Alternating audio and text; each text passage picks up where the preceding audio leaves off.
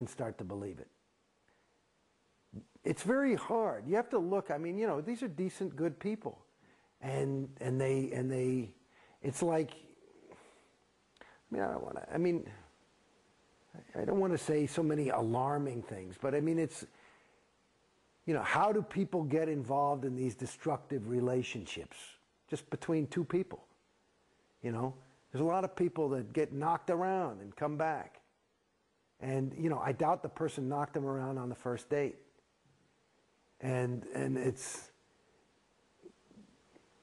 you know, it's sad. And just looking at those celebrities, you sell a little piece of your soul when you tell that lie, but you've got it all justified that, you know, well, it's good people and it's for the church and, you know, I'm helping the group and and you got it thing. But I'm telling you, you know that you're full of it a little bit. And you know that if you really look at it, it's okay. And like in any other universe, you know, if that came up in session, it would be an overt. But not there. Because you're doing it. Because they've got the whole thing. I mean, this whole hard sell and all this thing. I mean, and what they, you know, do to recruit. Shit, actors is one thing. What about the little children they get into the Sea Organization? Billionaire contracts, you know? Yeah, what's your reaction to the Sea Org and the way that Sea Org members are treated as opposed to the celebrity clientele? Are you aware of some of the things that happen to Sea Org members? Well, I mean, I've heard things, and they seem quite plausible. I have never seen anybody been abused. I've seen people kind of screamed at.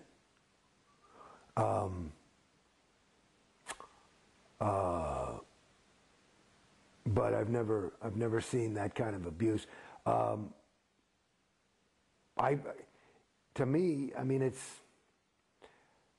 let's say, you know, you hear my story, and I got out and I've got some sad tales, and maybe I got ripped off for a good chunk of money, and this, that, and the other thing.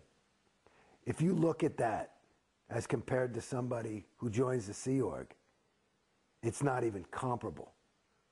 Can you imagine what it would be like to have a person at your beck and call and complete disposal, your slave, who not only was a slave by force, but by you know, you've got them by the mind, not the balls. You got them by the mind.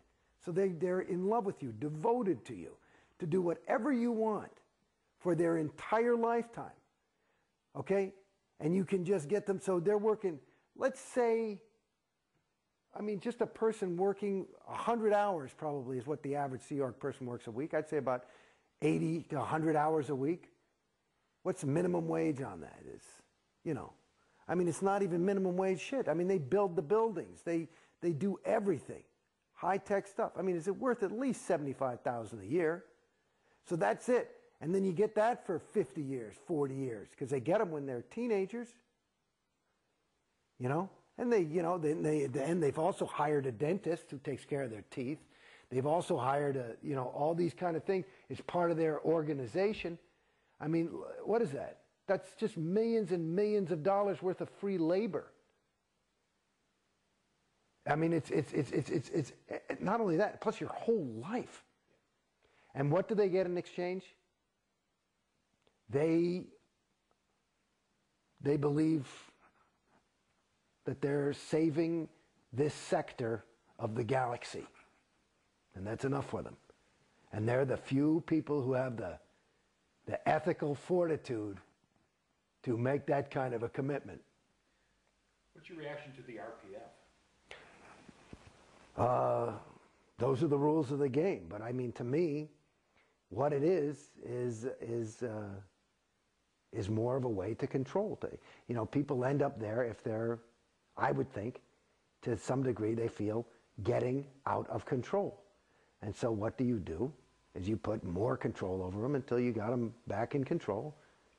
And whether that's physical abuse or mental abuse or both, it's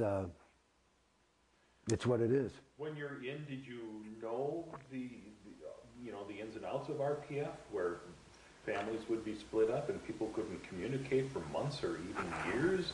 No, they don't talk about that much. I mean, as I got older, I mean, when I was in a little bit longer and spent more time, you know, at the upper organizations like Gold, I would hear about things like that and find out.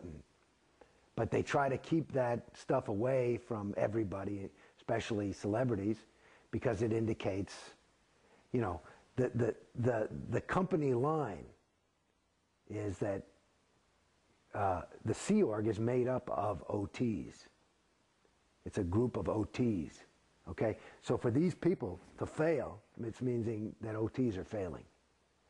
And it's kind of like a one-shot clear joining the Sea Organization, and you have the EPF, which is the precursor, where you get ready. And that is supposed to, when you're finally posted in the Sea Org, the end phenomenon of the EPF, which is called the Estates Project Force, which is basically where you run around and do a lot of physical labor and take a couple of courses. The end phenomenon of that is supposed to be an OT. And which is interesting to me. I've many times blown my stack when I had to get in touch with somebody at Flag. I had to call the president, and of course they've got a new person answering the telephone at Flag. And of course Scientology touts itself as the cutting edge in communication, whereas they have somebody answering the fucking phone who does not speak English. However, they are an OT. They happen to be an OT from Poland who is now 14 years old and is now the main receptionist for an international fucking hotel. And you call and you say, what the fuck is wrong with this person? Well, they're posted and they should be. It's you got to get that job done. And if their stats are down, I'm sure they're back on the RPF if they hadn't learned to speak English quick enough. And that's not an exaggeration. Insanity. So you didn't know that much about what's going on in the RPF, things like that? No, I learned some things online, but... Yeah. How are you as public kept away from the untheta that's going on in the real world? I mean, if there's, you know, some really negative story about Scientology in the paper or on TV, are you aware of that? It's a funny thing. Like, I remember, my wife had seen Ted Koppel interview David Miscavige, and she thought that he kind of fucked up, you know, certainly wasn't very OT. And she talked to Susan Watson, who was the president of CC. Said, you know, that, and CC, and Susan was like, it's almost like gaslighting somebody, you know that expression? Yeah, like, which is, you know, kind of make him seem like are you crazy? Oh, well, you know, he was just doing a tone scale drill, because, you know, Ted Koppel. And, you know, just kind of to just not is the thing. I think it's called dead agenting. And it was an interesting thing. I mean, I had a similar experience.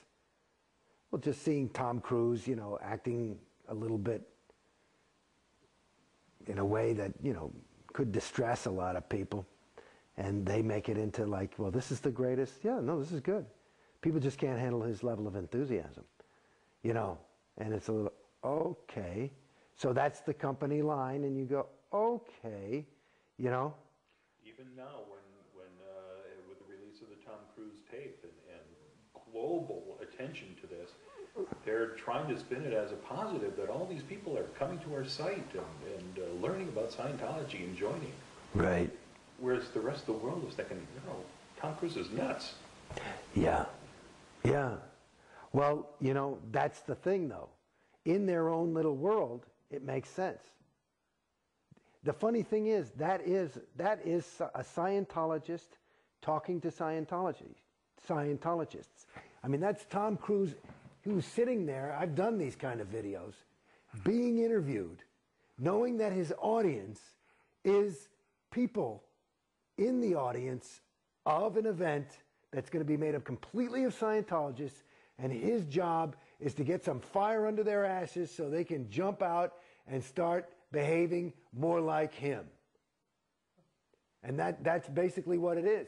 So that is in their universe. You could show that I mean, I think that's an unedited tape.